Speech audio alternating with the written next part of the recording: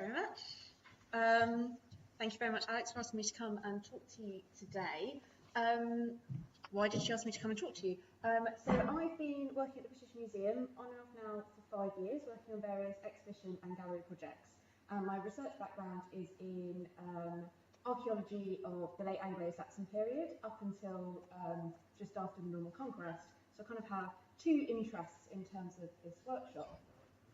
And today I'm going to talk to you a little bit about some of the challenges that I faced and that I'm sure others here have faced in displaying the Norman Conquest specifically in a museum setting. And I'm going to be looking specifically at the British Museum example, but also draw on some other museums and places I managed to get to in the last few weeks. So it has a very southern focus because I live in London.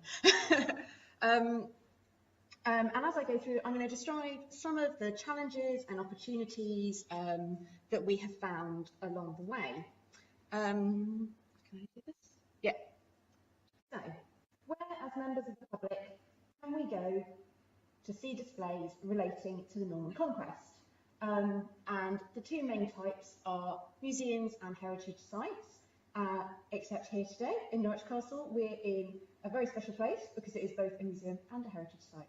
So hopefully this is one of the places where we can do something a bit more interesting.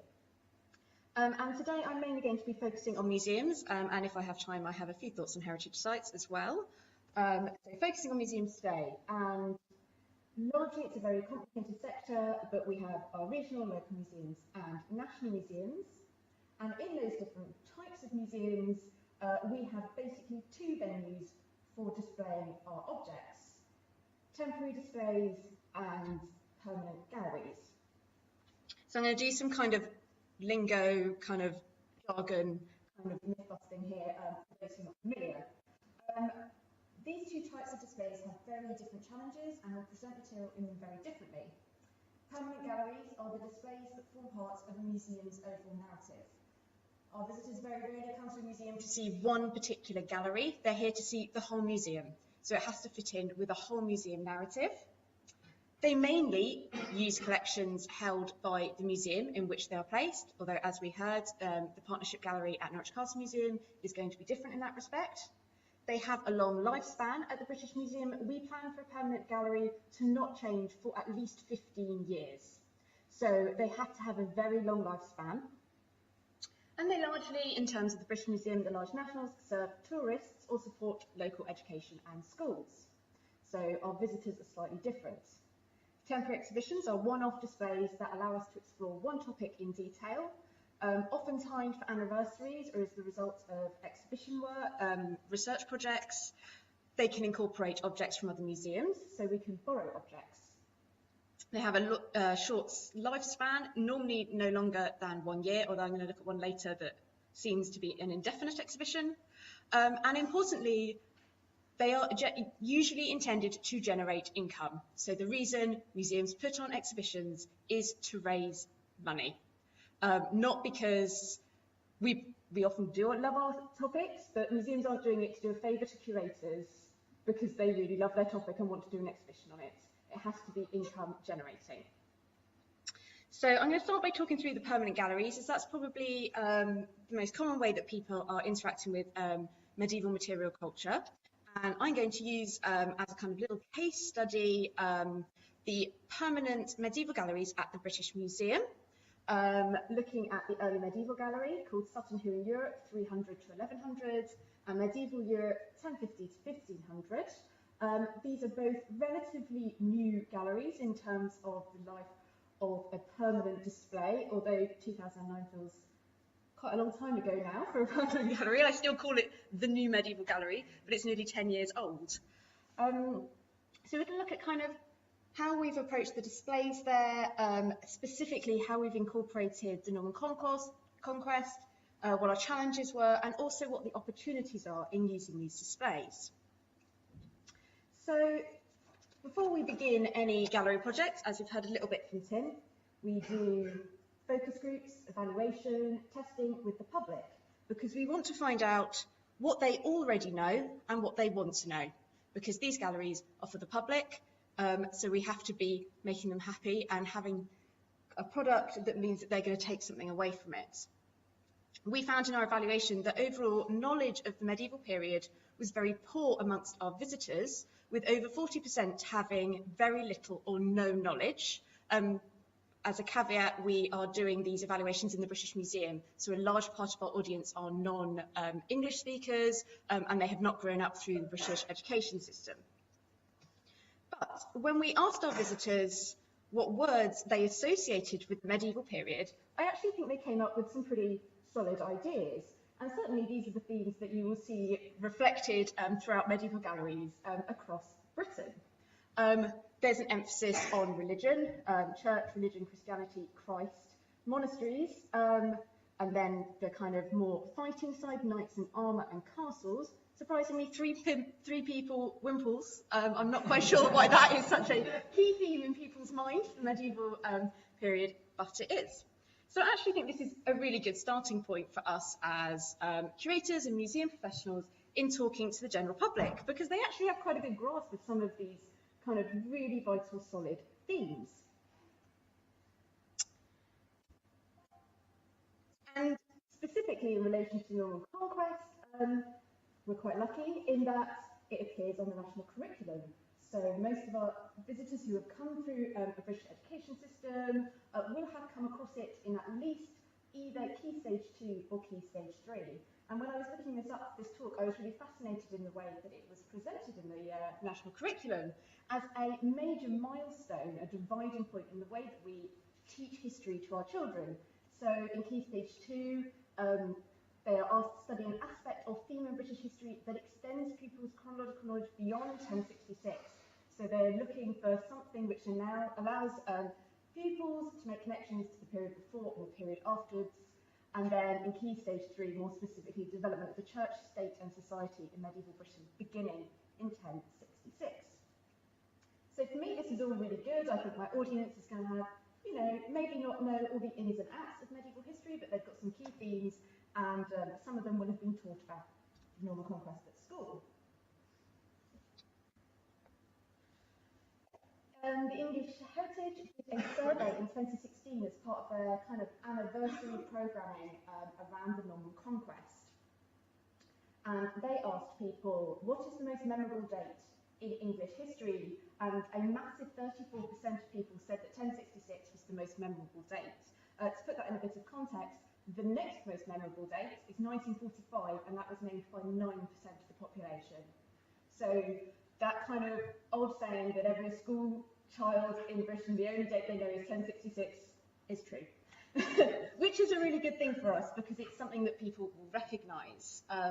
They also asked whether they could name any key players in the Norman Conquest, to varying success.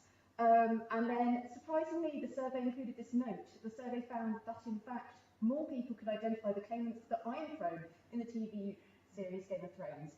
And I thought that was a bit odd, because that doesn't surprise me, because it's just been on telly, and why wouldn't they know that? That's what they've been watching. But that's kind of how English Heritage has framed this survey and kind of pitting it against popular culture, which I think is a little bit unfair, to be honest.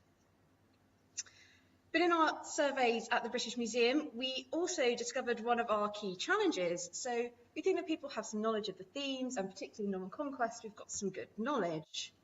But when they were asked how they felt about the medieval period, 55% told us they were indifferent, and 36% said they thought it was boring and uneventful. And so this is our challenge in presenting it. We've got to get people who are not that keen, not that interested, don't think it's for them or about them, to engage with these collections. So it's our job to make it exciting. So how do we do that? Well, the next stage in putting together any sort of exhibition or display is to reassess the collections. And this is something that many museum professionals will recognise, and this is one of the biggest frustrations with working with museum collections, is that we have the story that we want to tell. We know people know about the Norman Conquest, and we're trying to get them excited about medieval history, which is really exciting, and it's full of political intrigue and blood and guts and gore and things that everyone loves. But what objects do we have available to us? And I've rather unfairly pitched it against a small coin. sorry numismatists. But I think that that's okay. We should not worry too much about the stories that our collections can tell us in terms of the stories we want to tell, because there are other places for telling those stories. When we put our galleries together, we don't have to be encyclopedic or comprehensive. Some of the other places we can tell those stories are heritage sites such as castles and monasteries and landscape places. And we have to appreciate that the collection any museum has its own stories to tell that are just important. And in fact, in recognising that, it makes them more engaging. And I've done a very blunt kind of comparison.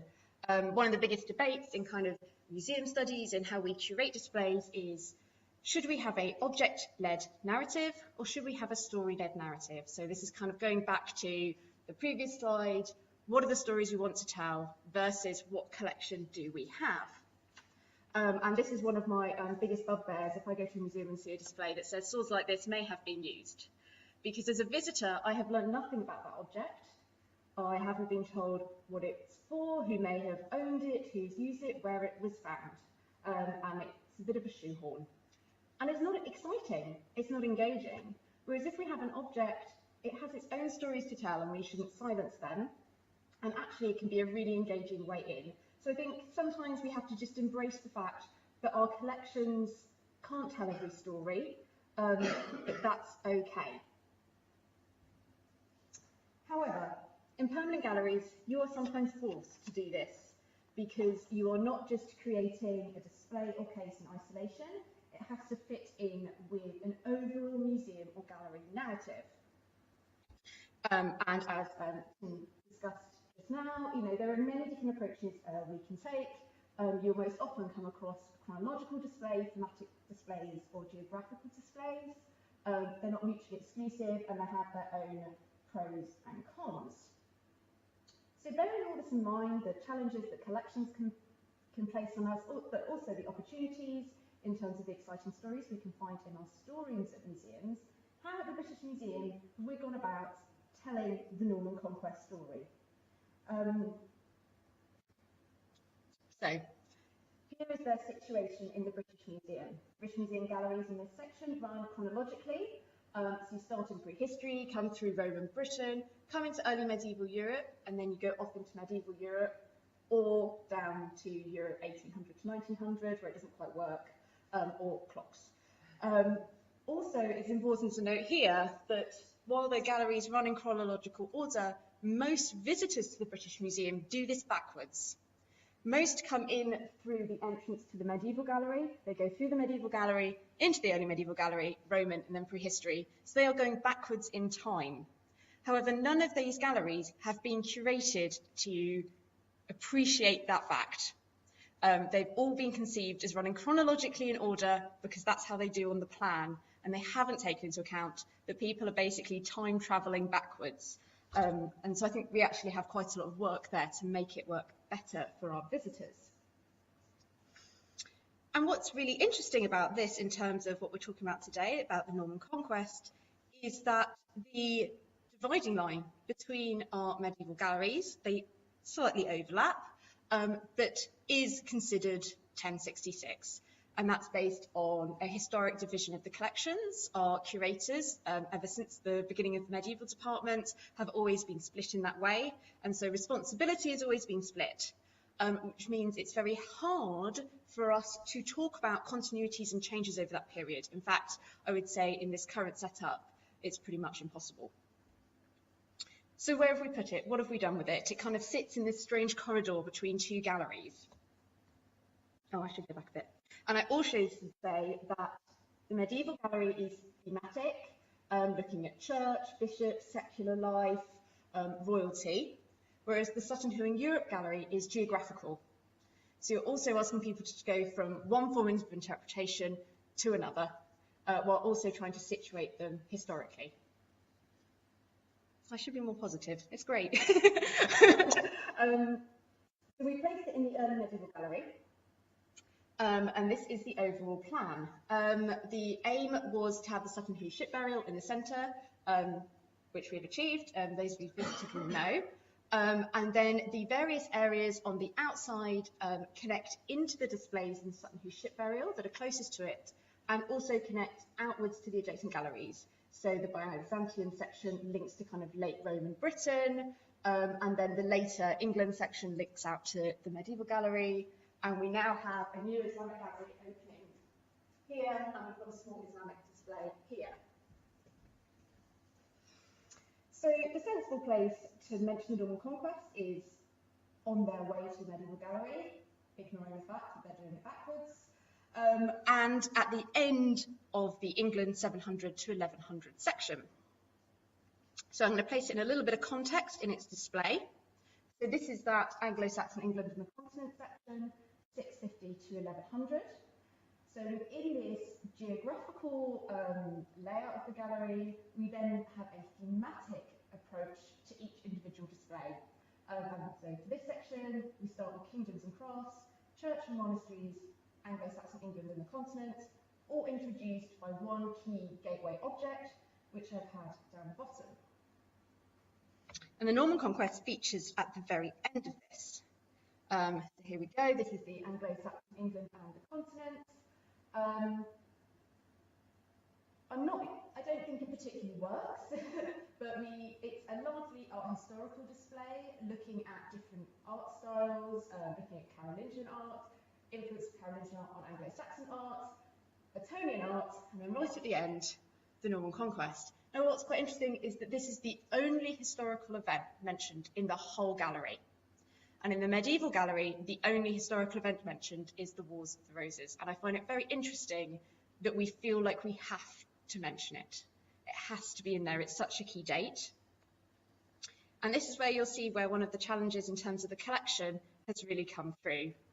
This is our display on the Norman Conquest at the British Museum. This is 3 coins, and this is the label. As you can see, it has to be, I think, probably just over 50 words in a whole gallery, which probably comes to a few thousand words, and in a whole museum that has many, many thousands of words. So it gets right distilled down. Our collections in terms of the Norman Conquest are not that good in terms of being able to succinctly tell the story in one snappy kind of shot like this. So we have coins. I'm not quite sure if we didn't have the coins what we would have done. And you can also see the challenges of labelling in the museum. So we managed to negotiate a bit longer, but generally a British Museum label will be no longer than 50 words, including the title. And as you can see here, we had to get some key things in. What are the coins? We wanted to get the date 1066 in because we know that's what people know about. And our justification for including it where we included it is it's the end of the Anglo-Saxon period, and you are now going into the medieval gallery, even though you're doing it backwards. And that leaves you with not much room for anything else. So in terms of talking about the archaeology of the Norman Conquest, those continuity and changes, we have been massively restricted. And as I was creating this talk, I've become less and less satisfied with what we've done. So I'd be really interested in discussions to see other ways of how we can do this. And it also inspired me to go and see how other museums did it. So one afternoon, I popped over to the Museum of London. The Museum of London Medieval Galleries, if you are not aware, is chronological around the outside and thematic in the middle. So it's actually quite a complicated gallery as a visitor when you arrive. You've got to, oh, what's going on? I'm being chronological on the outside, thematic in the middle. And that actually leaves them a bit unstuck, actually, because it means they have to mention events in their chronological section that they may not have the collections for, because they have given themselves this very rigid gallery structure. And you can see here, we've got the Norman Conquest / Westminster, and then around the corner, Battle of Hastings. So they're mentioning it in their design as a really key thing. And then they have the panel, Danes and Normans, which covers the Norman Conquest, which gives you the information about London. But if you actually look at the display cases next to it, none of the objects relate to the Norman Conquest. In the case next to it, we've got some 13th century objects, 14th century objects, and then slightly further is their section on Jewish London. So again, because they've got this structure that they've imposed, they have this chronological thing, and it's such a key date, they've had to put it in with this panel, but it's actually not a topic their collections particularly speak that well to. And one of the ways they've gone around this is to create this rather jazzy, it's photographed very badly, I'm afraid, interactive that looks at changes in language over the Norman Conquest, and you've got to say where the origin of each of these English words come from. So that's something that can overcome those challenges of collection, is interactives, interpretation, audio, visual. But unless you've got the objects to support it, you might ask, why should you do it in the museum, and are there better places to do it? So I was trying to think of other places. Where are there better places that do this in museums? And the first thing I thought of were the permanent galleries at Reading Museum, where they have the replica of the Boru tapestry, which obviously gives them the perfect object in which to discuss and explore this theme further. They've contextualised it with bits of sculpture around the wall. I've never actually been. But quite interestingly to me, in researching a bit for this paper, is I discovered that the photographs that this replica were made from are held by the V&A. And the V&A used to have these photographs on display in their own gallery, on their own, for you to visit. They were deemed so important, photographs of an object that they don't even have in their collection. And they created a guide to the tapestry for the V&A. And they obviously don't do this anymore in their medieval galleries, but I found it really interesting that it was deemed such an important object in terms of British history, that the story of British history couldn't be told without it. So they've got these photographs on display, and they've got this little guidebook. And I now want to quickly go on to temporary exhibitions, which are a very different beast. In all my Googling and asking my colleagues, I could not come up with a single major exhibition in an English museum that dealt with the period of the Norman Conquest. None that spanned that period. The closest we have are these obviously two very important exhibitions, paired Golden Age of Anglo-Saxon Art at the British Museum and English Romanesque art. And so I had a dig round our exhibition archive at the British Museum and found the plan of the 1984 exhibition. And quite interesting, section C is there after the conquest. So there is an attempt here to make a link between the earlier period and the after period, but it is a very art historical display. It's not talking about life. It's very much how do art styles continue after the conquest. So then why has there never been, given that this is such an important moment that everyone knows about, everybody knows the date, why has there never been a temporary exhibition on the Norman Conquest? And I think it comes down to the poster factor. When we are pitching exhibitions at the British Museum, we're often asked, what are your top 5 objects that are going to sell your exhibition? What are we going to put on the poster? Well, the obvious answer is the Boru tapestry. But if you can't get that, if you can't get that loan, what are you putting in that exhibition? What amazing objects are going to tell that story, that are going to get people excited and engaged? And I think that is where historically people have kind of been unstuck, I guess, in displaying this topic. Yes, we've got a lot of small artifacts, bits of metalwork and some pottery, but that doesn't make an entire exhibition. You've got to have that wow factor because we have to make money. So then I was thinking, where else do we have temporary exhibitions? And I've not actually been here. A colleague raised this to me. So this is a temporary exhibition that's been on display since 2014, so I'm not entirely sure how temporary it is. Clontarf battle, similar period, similar important battle events in Irish history at National Museum of Ireland. And the curators actually say, in preparing for the exhibition, we were faced with the fact that we had no direct archaeological evidence for the battle, not a single weapon, nor any item. This is a very similar problem, and yet they have put on an exhibition, and the way they've done that is through focusing on legacy and myth-making around the battles. So it has a very long chronology coming right up to the present day in looking at that. And I haven't been, so I can't give a fair review of it, but I wonder if that's one way of tackling this topic, is perhaps taking a much longer view, not just the 11th and 12th centuries, but throughout the medieval period and into today, to look at what this period of history means for understanding British history as a whole. And I don't know how I'm doing for time. Okay, and then my last point is that some of the best places for telling these stories are heritage sites, churches, castles, monasteries, landscapes, things that we can't put in museums. I actually had a nice look around the English Heritage website. They have their own Norman Conquest section where they've highlighted all the English heritage sites you can visit relating to that period of English history. So I do wonder where actually there is more opportunities in those places where you can physically be in spaces geographically related to that period of history. So I had a quick jaunt over to Battle Abbey. I said it was very Southern-centric. Very interested to see how in their visitor centre there's not a single object. It's all panels. They've put some objects in their timeline.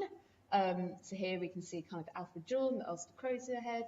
But it's very panel heavy and child friendly, lots of kind of how heavy would the shield be, etc., etc. The thing I enjoyed most is how they dealt with the wider landscape, and as you make your way around the battle site, they have panels where, you know, the battle unfolds as you walk round and you hear blow by blow accounts of what's going on. And I think that perhaps maybe that more immersive experience is perhaps one of the kind of bigger opportunities in talking about this topic to the public.